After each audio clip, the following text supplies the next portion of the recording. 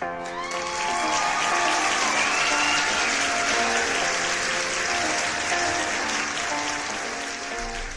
and welcome back. This is Anthony Smith and this is The Economy Lately. This is episode 5, Sal. Episode 5, yeah. And I'm excited.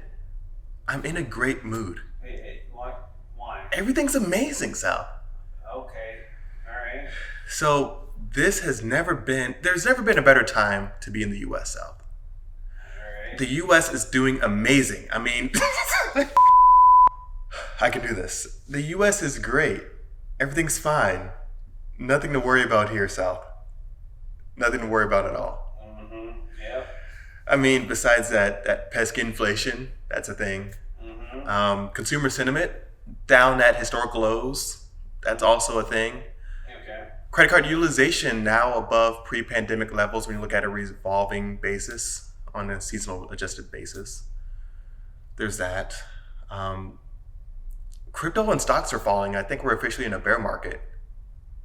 Okay. But everything else is fine. I promise everything is fine, South. We also got retail sales that showed a decline this month. Oh, okay, alright. But no, we're good. We're good. Everything's fine. Alright, you're the expert. Let's jump into it. First topic is going to be credit card or credit utilization. And it's broken down into two distinct parts.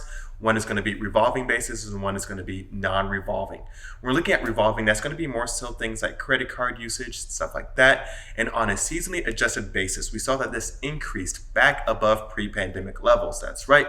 Americans are back to spending and using those credit cards. Throughout the pandemic, we saw quite a dip. A lot of people paying off their credit cards using that stimulus money for good, paying off some of those bills, not quite stimulating the economy that the U.S. wanted, but still being responsible. Since then, that responsibility has kind of taken a backseat to what some of the priorities probably should be for the U.S. and a lot of the Americans out there, and they're using that credit card. And I don't want to get too honed in on credit card because we also have non-revolving, which really didn't hesitate to keep moving forward throughout the pandemic. I mean, it's slowed down just ever so slightly for a brief moment, but when you're looking at non-revolving, that's going to be things like mortgages, car notes, stuff like that. That's been growing at an exponential rate, and that's a lot more concerning, I think, right now at least, because we have a lot of individuals from last week that might be overextending themselves in these houses that they shouldn't be in these cars that they shouldn't have. And if there's a sudden layoff or jobs aren't as lucrative as they are right now, that could definitely mean disaster for a lot of individuals.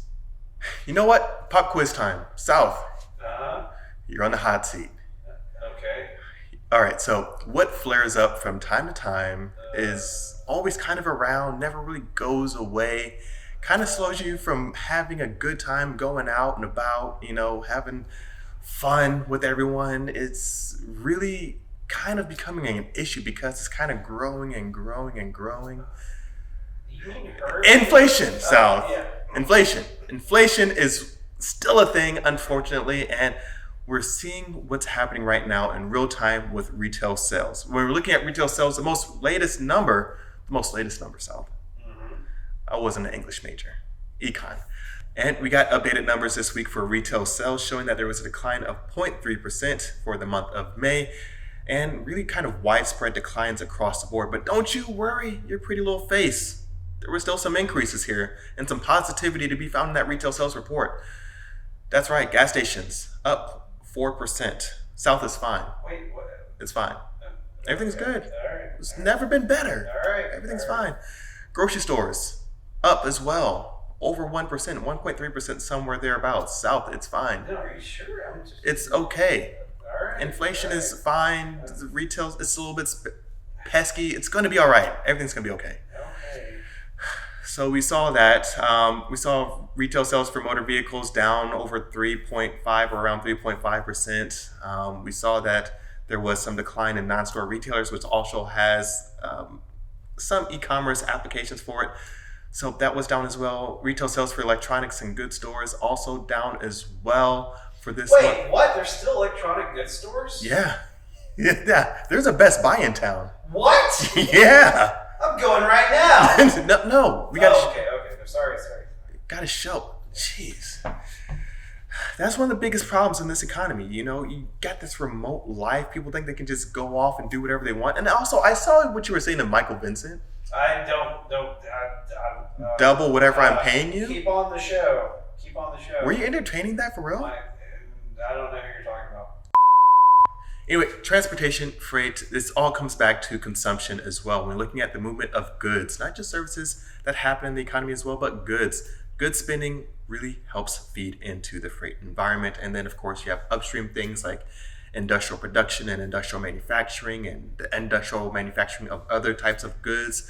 But there needs to be a demand for this. And if there's not a demand for this because it's too pricey or because demand has shifted from goods to services, which is also starting to see some inflationary pressures, and that's going to be a lot harder to deal with than the goods side, but that's a topic for another episode. It all comes down to transportation. And so if we're seeing that these consumers are in a worse position, aren't spending as much, and that potentially these companies aren't going to be in the best of positions to hire some of these folks. We're not going to get into that because that was last week's episode. Catch up, watch it. We're going to be able to kind of see what's going to happen in the forthcoming future, and it's not looking too bright. We're looking at different aspects of maritime, which I'm also not going to get into that one because Henry Byers did an excellent piece on that. It's kind of controversial, South. Why? I'm not going to get into it. Okay. Yeah, we can't talk about it here, but shots were fired. Oh, It's good stuff. Check out the article. When you're looking at the maritime side, things are looking crazy over there, but the entire supply chain is looking a little bit unstable. Watch and follow Greg Fuller on Twitter as well to get those latest updates. But what I'm saying right now is that the forthcoming future, is forthcoming a word? The future is not looking as bright as probably we would like it. But don't worry, everything's fine. Yeah, should I be concerned, or is this like a... No, everything's fine, South. I mean, Okay. forget about the inflation. Oh, yeah. Forget about the waning consumer confidence. Don't even look at your Robinhood or E-Trade or whatever account you have here.